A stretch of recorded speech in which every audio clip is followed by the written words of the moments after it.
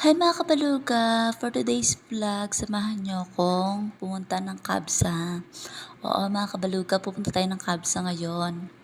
Tayo ay iti-treat ng kasama namin dito sa bahay. Kaya ito mga kasama ko, tuwan-tuwa. Siyempre, pati na rin ako.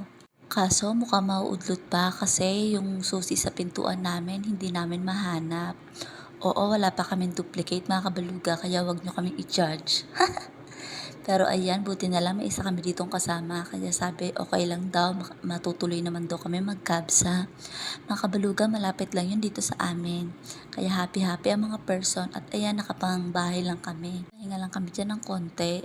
Tapos ayan, nagkabsa na kami. Buti na lang kamo, hindi pa kami nakakapagluto. Kaya ayan, tipid na rin yan para sa isang ulaman, di ba ka? Tsaka syempre, sa kanin na din. Ayan, naglakad lang kami dyan, mga bebek ko. Sobrang lamig nga pala dyan. Nung lumabas kami, naku, wala pa kami mga dalang jacket. Ako lang pala. Matigas ang ulo. Kita-kita niyan naman kung gaano kasi ama kasama ko dito. Inano ko pa sila, hinarap ko pa yung camera, diba? Oh. Dito lang pala yan, malapit sa may amin. Oh. Kaya nilakad lang namin. At dito na kami. Sila lang umorder. Ayan. Siyempre, libre lang kami, kaya happy-happy ang person. Hindi ko naman maintindihan yan, kaya sila na lang. Halika kayo, tour ko na lang kayo sa loob.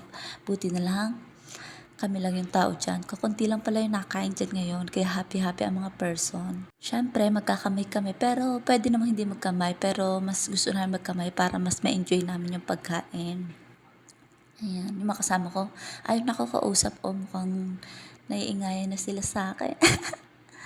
Ayan, kami naghugas na ng kamay, doble-doble. Ang bango nga pala ng panghugas nila ng kamay dyan. Wow naman. At syempre, ang linis din ng lugar, mga bebek ko. Ayan, so alam nyo ba, sobrang laki naman talaga, mga bebek ko. Hindi mo kayang ubusin talaga. 3 na in-order namin. Ako po, nakapag-take out pa kami. Sinasabi ko sa inyo, mga bebek ko, dito sa Kabsa. Kasi nga, yung rice nila, pwedeng dilaw, pwedeng white. Ang in-order namin yung mix, tapos malaki na yung chicken nila. Tapos meron pa mga iba't iba, may mga gulay din. Ayan, dito kami nakapag-decide na kumain na lang dito. Hindi kami kasya sa sa mesa. Kaya dito kami, happy-happy kami dyan, mga bebek ko. Wait na lang namin. At tiyara, hinaanda na. Ibig sabihin niyan, malapit na sa aming ibigay yung pagkain. Mga gutom na ang person. Excited na din ako makatikim ng kabsa, mga bebek ko. Siyempre, first time natin makakatikim ng kabsa. Tsaka yung chili sauce nila dito, mga bebek ko. Ang sarap din talaga. Ayan. Akala ko nga libre. Ibubulsa ko na sana. Hindi pala pwede. Ang sarap kasi niya, mga bebe ko.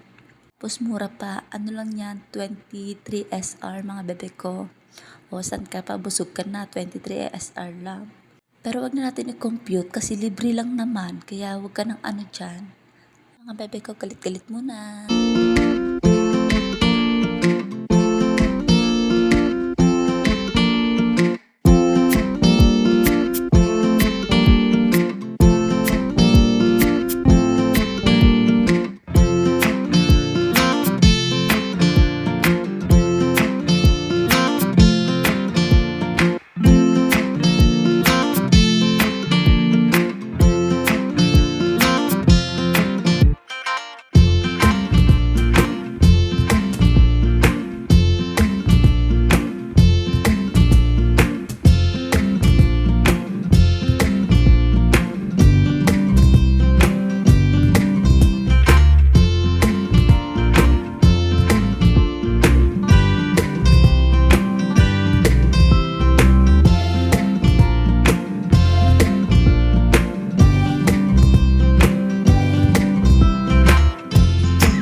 Thank you for watching, mga bebe ko. Mwah!